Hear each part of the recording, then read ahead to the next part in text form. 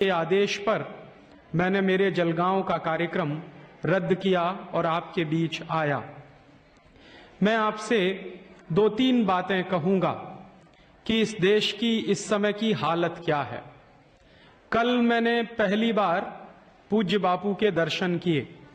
उसके पहले मैंने उनके कैसेट सुने थे, उनके बारे में सुना था, लेकिन दर्शन का लाभ कल मिला और कल लगभग 40 मिनट मैं उनके साथ रहा। तो 40 मिनट मुझे बापू का जो सानिध्य मिला, उसमें उन्होंने जो कहा वैसी ही बात मैं कहने की कोशिश कर रहा हूं सारे देश में, शायद अपनी भाषा में। बापू ने मुझको कहा, और कल बापू का जो कार्यक्रम था बोंटा में, वहां भी उन्होंने कहा कि ये 50 साल की आजादी आई है या सारे देश की बर्बादी हुई है। तो मैं यहीं से मेरी बात शुरू कर रहा हूं जो कल बापू ने कही मुझसे कि सच में 50 साल की आजादी आई है या हमारी बर्बादी ज्यादा हुई है। पिछले 50 साल में जो आजादी हमको मिली है, उस आजादी का मतलब क्या है?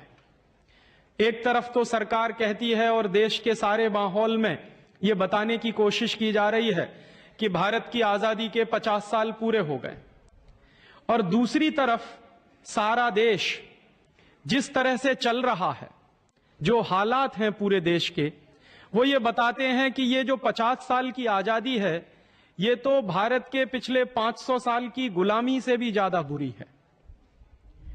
और मैं भी यही बात कह रहा हूं जो बापू कह रहे हैं कि आजादी के 50 साल पूरे हुए हैं या गुलामी के 500 साल पूरे हुए हैं।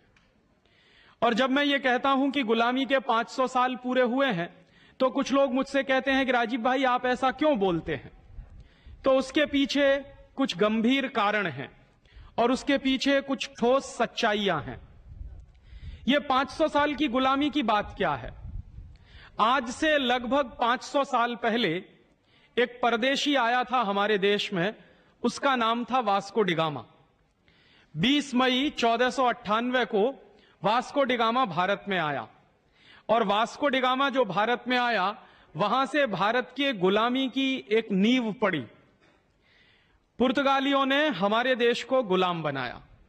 वास्को डिगामा पुर्तगाल से आया था, और इस देश में इतिहास में जो गलत काफी हम पढ़ते हैं और पढ़ाते हैं, तो हमको इतिहास में यह पढ़ाया जाता है कि वास्को डिगामा भारत की खोज करने के लिए आया था। यह बात सच नहीं है। वास्तविकता यह है कि वास्को डिगामा इस देश को ईसाई बनाने के लिए आया था, और वास्को डिगामा को ईसाईयत का प्रचार करने के लिए हिंदुस्तान में भेजा गया था। और वो कौन सी ऐसी बात है जिससे यह पता चलता है? सन 1492 का एक दस्तावेज मेरे पास है, एक डॉक्यूमेंट मेरे पास है सन 1492 का।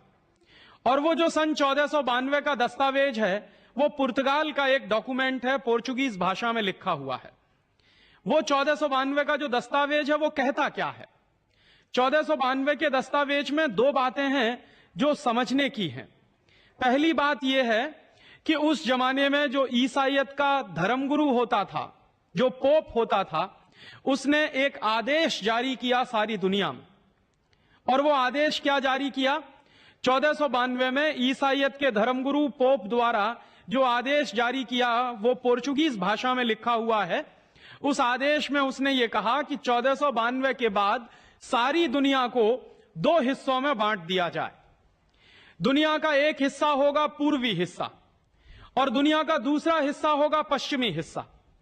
तो दुनिया के पूर्वी हिस्से को ईसाई बनाने का काम और दुनिया के पूर्वी हिस्से को लूटने का काम पुर्तगाली लोग करेंगे, और दुनिया के पश्चिमी हिस्से को ईसाई बनाने का काम और लूटने का काम स्पेन के लोग करेंगे। उस जमाने में यूरोप में दो ही देशों की बड़ी शक्ति होती थी, या तो स्पेन एक शक्तिशाली देश था, या फिर पुर्तगाल एक दूसरा शक्तिशाली देश था। तो पोप ने यह जो आदेश जारी किया, उस आदेश के बाद पुर्तगाली लोग दुनिया के पूर्वी हिस्से को ईसाई बनाने के लिए और लूटने के लिए निकले, और उन्हीं लोगों ने वास्को डिगामा के माध्यम से हिंदुस्तान में ईसाईयत का प्रचार और हिंदुस्तान को लूटने का काम शुरू किया। तो उस आदेश के बाद पोप के आदेश के बाद वास्को डिगामा भारत में आया हमको लूटने के लिए और ईसाई बनाने के लिए, और कोलंबस अमेरिका गया अमेरिका को ईसाई बनाने के लिए और लूटने के लिए। अमेरिका की जो मूल प्रजा थी, उस मूल प्रजा का नाम था रेड इंडियन। उस मूल प्रजा को मार पीट कर ईसाई बनाने का काम कोलंबस ने शुरू किया, और स्पेन के लोगों ने धीरे धीरे करके अमेरिका के काफी रेड इंडियन को ईसाई बना दिया, और जो बच गए रेड इंडियन उनको उन्होंने गुलाम बना लिया। ऐसा ही काम वास्को डिगामा ने हमारे देश में शुरू करवाया। तो मैं जो कहता हूं वो ये कि 500 साल पहले एक गुलामी की शुरुआत इस देश में हुई, और वो गुलामी की नींव डाली वास्को डिगामा ने पूर्वी भारत में, माने पूर्वी दुनिया के हिस्से में, भारत जिसका एक अंग है, और पश्चिमी हिस्से में कोलंबस ने।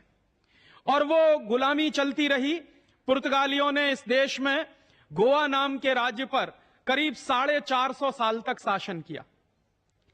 गोवा जो हमारे देश का हिस्सा है, वो गोवा पुर्तगालियों के कब्जे में रहा, और जहां हम लोग बैठे हैं दमन और द्वीप, ये भी पुर्तगालियों के कब्जे में रहा। 1510 से लेकर 1961 तक लगभग 451 साल ये पूरा का पूरा इलाका पुर्तगालियों का गुलाम रहा।